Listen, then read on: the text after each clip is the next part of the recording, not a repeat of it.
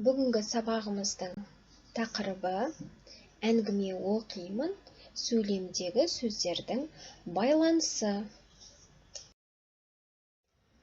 Бірінші жаттығу. Мәтінді түсініп оқы. Мектептен үйге қайтып келе жаттым.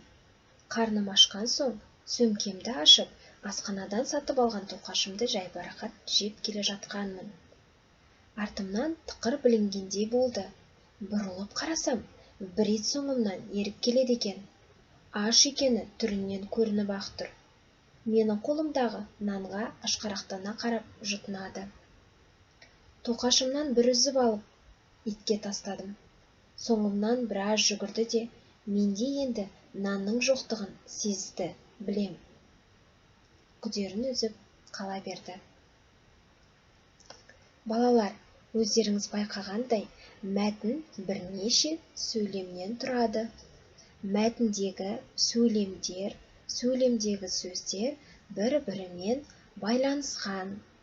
Енді осы мәтінді қаншалықты түсінгендеріңді байқау үшін мына сұрақтарға жауап беріп көріңдер. Бірінші сұрақ: бала не істеді? Екінші сұрақ: ол итке не берді? Үшінші сұрақ: ит неге қалып қойды?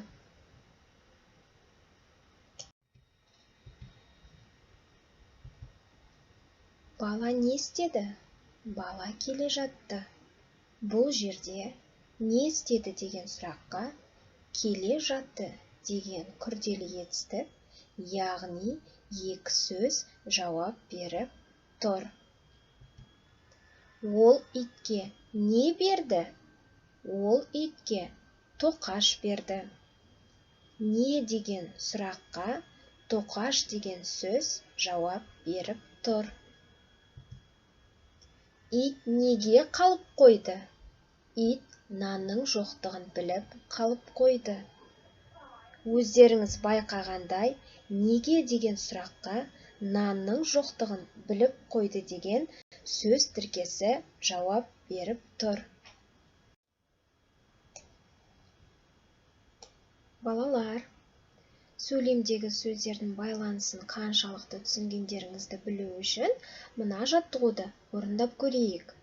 Екінші жаттығу: сөйлемдерді көшіріп жаз, сөйлемдегі сөздердің байланысын сызбамен көрсет. Бала мектептен келе жатты. Ол итті көрді.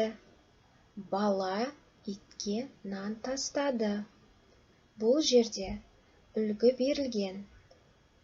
Үлгіге қарайтын болсақ, бала келе жатты. Кім келе жатты? Бала келе жатты. Бала не істеді? Бала келе жатты. Яғни, бір сөзден екінші сөзге сұрақ қою арқылы сөйлемдегі сөздердің байланысын анықтауға болады. Қайдан келе жатты? Мектептен келе жатты. Мектептен не істеді? Мектептен келе жатты. Осылайша, осы үлгіні басшылыққа ала отырып, екінші, үшінші сөйлемдердің байланысын анықтап көріңдер, және оны сызбамен көрсетеміз. Балалар, екінші жаттығуды орындап болсақ, үшінші жаттығуды ауызша орындап көрейік. Сөйлемдегі сөздерге сұрақ қойып, олардың байланысын сұрақ қою арқылы табамыз. Аспазшы тоқашты пісірді деген сөйлем берілген. Енді сұрақ қойып көрейікші. Кім пісірді? Аспазшы пісірді. Аспазшы не істеді? Аспазшы пісірді.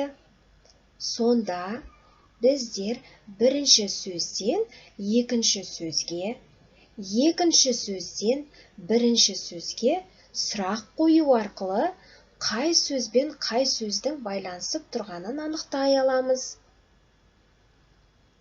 Тоқашты пісірді. Нені пісірді? Тоқашты пісірді. Тоқашты не істеді? тоқашты пісірді. Балалар, сендер байқап отырғандай, аспазшы, тоқашты деген сөзде соңында іс-әрекетке қимыл білдіретін пісірді деген сөзбен байланысып тұр.